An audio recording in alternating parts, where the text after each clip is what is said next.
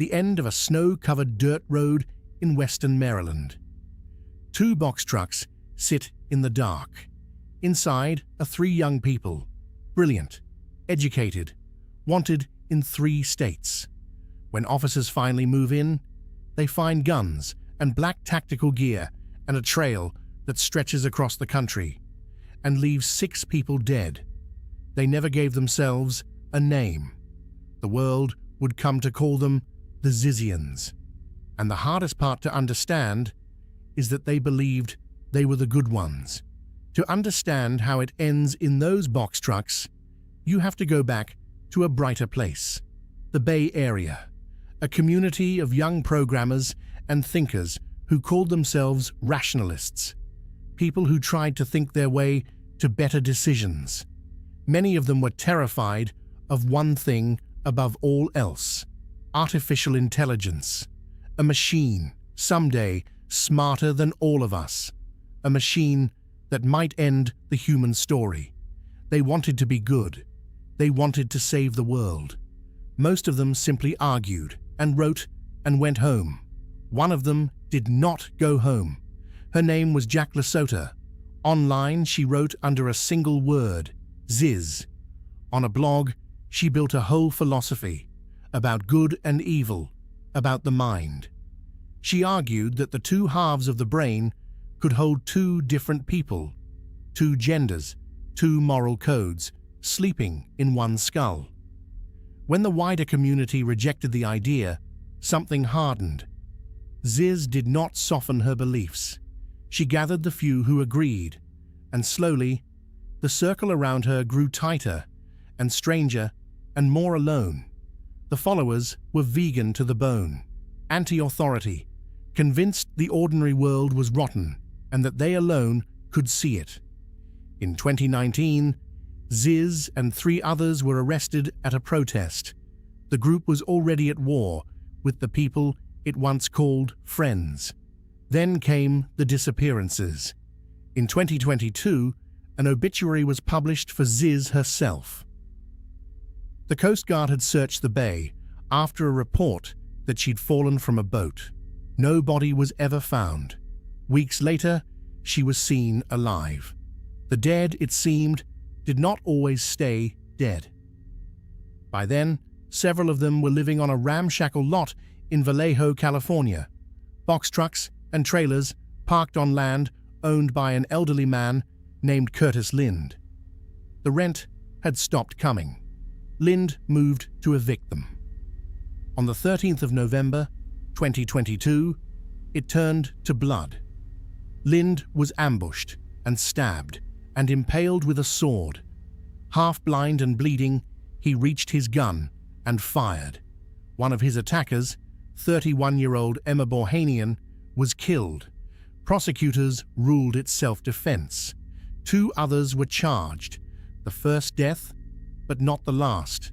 6 weeks later, 3,000 miles away, a different kind of horror. New Year's Eve, 2022.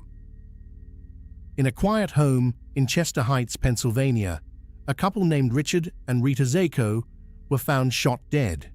They were the parents of Michelle Zajko, a member of Ziz's circle. Police questioned her, then released her. No one has ever been charged with killing the Zajkos. To this day, that case is open. A double murder on a holiday in a family home. And the answer is still out there somewhere, waiting. For 2 years, the trail seemed to go cold. The group scattered. They lived online, behind screen names, drifting between states. Investigators in California, in Pennsylvania, were each chasing their own thread, none of them yet aware they were pulling on the same rope. In Vallejo, Curtis Lind was healing. He had survived the unthinkable, and he had agreed to do one more thing. He would take the stand. He would testify against the people who'd attacked him. He was the only living witness. He would not get the chance. January 2025. In the space of 3 days, 2 killings on opposite coasts. On the 17th, in Vallejo, Curtis Lind was stabbed to death by a masked attacker days before his testimony. A man tied to the group now stands accused. Then, on the 20th, Vermont. A traffic stop on a frozen interstate, miles from the Canadian border. Authorities say a young woman, Teresa Youngblood, suddenly drew a gun and opened fire. Border Patrol agent David Mayland was killed. So was her companion, Felix Barkholt. And the weapon traced straight back to the Zajko murders. That one shooting cracked everything open. For the first time, the threads connected. California, Pennsylvania, Vermont, one network, one philosophy. The hunt led, at last, to that snowy dirt road in Maryland, to the box trucks. On the 16th of February, Ziz, Michelle Zajko, and a third member, Daniel Blank, were arrested. A judge ordered them held without bail. The leader, if that's what she was finally in a cell. But the questions were only beginning. So what did they actually believe? At its root, that the world was heading for catastrophe, and that almost everyone was too cowardly or too compromised to stop it. That ordinary morality was a cage, that a small group of the truly good might have to do terrible things and still be good. It is a seductive idea. It flatters the believer. It tells you that you are the hero and that the rules are for lesser minds, and it can lead a brilliant person very far into the dark. Was it a cult? Experts use the word. Survivors use the word. But Ziz rejects it.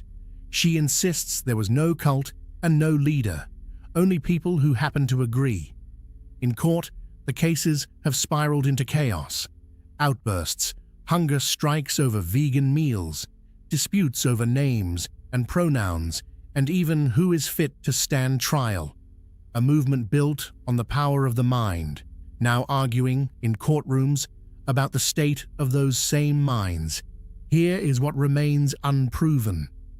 Jack LaSota has not been charged with a single one of the 6 deaths. The murders of Richard and Rita Zajko are still officially unsolved. Whether anyone gave an order, whether a philosophy can be guilty of murder, may never be settled in any court.